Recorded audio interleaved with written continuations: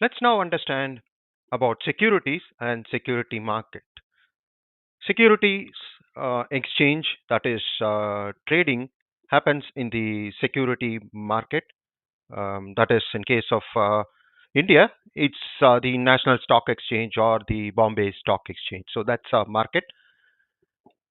Just like any of the platforms, like for example, if you're selling any goods, you use Amazon. It's a kind of a platform for which the trading happens these days. It's done on online. All of them are done online. The Amazon, where you do that online sales and purchase, and yeah, even the course where you use the platform like Udemy to purchase courses. Similarly, the securities are exchanged through a mechanism of National Stock Exchange or Bombay Stock Exchange. Across all other countries in the globe, there are stock exchanges where it does happen. Earlier days, it was physical trade. These days, it's more of the online sale, and that's where you require a demat account to make all this buy and sell activities. So, first we'll see what are securities. Securities are transferable financial instruments, contracts that show evidence of indebtedness or ownership of interest in asset or incorporated entities. Indebtedness is yeah, company is a legal entity. Shares are supposed to be the owners of the company. So that is again, as far as the company is concerned, which is a legal entity, they are indebted to the shareholders because they pump in money. So they are a company as such. It's a legal entity, though it's not a, living entity. It's a legal entity, and the shareholders pump in money. So the company or the incorporated entity is indebted to the owners because they pump in the money. So it's as far as security. So security is concerned, it's a transferable financial instrument or a contract that shows the evidence. So you need to show the evidence. It could be in physical form, it could be online form. In online form, yes, these days it's demat account. With a demat account, it has all the details. What are the shares procured, which one are sold, and that acts as an kind of an evidence for taxation purpose as well, because naturally you got to include your capital gains, whether it is short term or long term capital gains. So these securities includes equity share, preference share, debentures, bond, and other instruments. That's what we would be quickly looking at each of the differences as well. So these are issued by companies, financial institution, government. Generally, financial institutions and government, yes, they provide equity shares. Yes, they are generally procured by government themselves, government of India. In case of India, it is the president of India, under whose name all these shares are issued by a government company. These shares, investor invest money onto it. Even the if you look at the banks or financial institutions like life insurance corporation, the major chunk of the shares are held by the government. And who in the government? They will always name President of India who owns it, all the shares. So this diagram gives you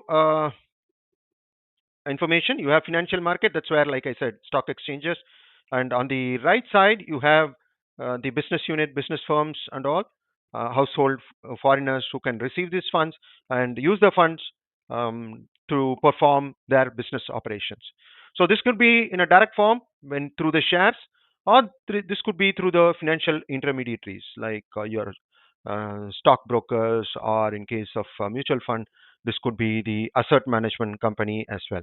So that's where it shows the indirect finance to the finance market, and then goes in funds is pumped into the companies. So if you look at the product definitions, terminologies, equity share considered as the financial owners of the company. The financial owners of the company, investors could be the FPI, foreign investors, or government investors, individual retails, or high net worth individuals. Direct issuance by the company and through the stock exchange. Regulatory bodies are there. An equity share represents the form of fractional ownership in the business venture.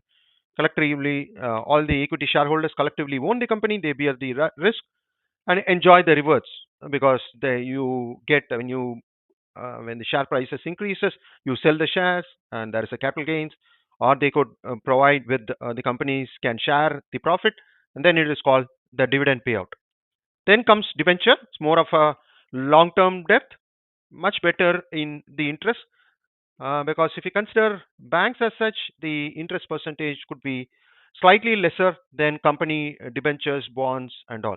These debentures, certain period of time, they provide you with the debentures which can be fully convertible to a equity share at certain point of time if the company provides that facility, or non-convertible or partly convertible debentures, partly into equity shares. So all these are possible with debentures. So equity share, so ownership. Debentures, it's a kind of the debt funds which carries a fixed returns, the fixed interest components. Should by companies, government, special vehicle purpose, other investors. It's almost similar to case of the equity share. Only difference is equity, they consider the owners of the company. Debentures, it's more of debt. Then comes the mutual fund. They pool together the money contributed by investors and invest in portfolio of the securities. And that depends on the net asset value. The mutual fund has a long history as far as India is concerned. For the retail investor, it came into picture only after 1994, and it was more pronounced after internet came. So post 2005 onwards, it was well known. Mutual funds were well known, and people started investing on that because slightly because the portfolio is distributed across security. The risk is slightly lesser when compared to stocks, because stock it is on one company, whereas with mutual fund it is across companies.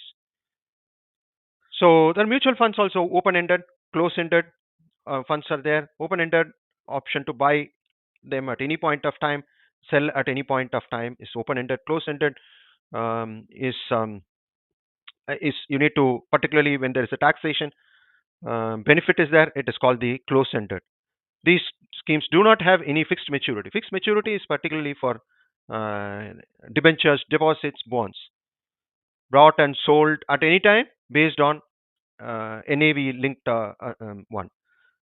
Closed asset ones are fixed, they sell in specific units. Units are closed ended and bought and sold in the stock market, where they are mandatory listed. So that's about the mutual funds.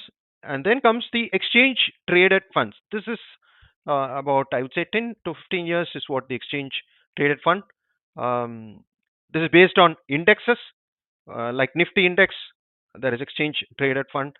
So even the whereas if you look at a mutual fund, it will be based on the net asset value, which is calculated end of the day, because it's based on the index. Because index varies during the day, the exchange traded fund is just like shares.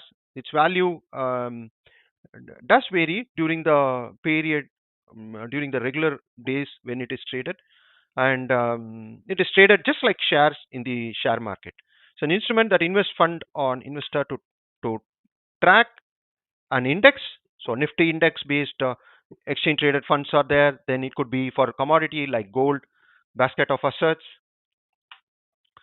ETFs are listed traded in demat form on stock exchange. The price change continuously to reflect changes in the index or commodity. That's what I said. Whereas in the mutual fund, it's an end of the day calculation based on NAVs. So this is passively managed. Basically, there is no fund manager associated with the exchange traded fund. So expense ratio is lower than the mutual fund. Commodities, yes, just like bar, gold bar, commodities, though it's physically, it's more as more in the form of what to say. You don't need to.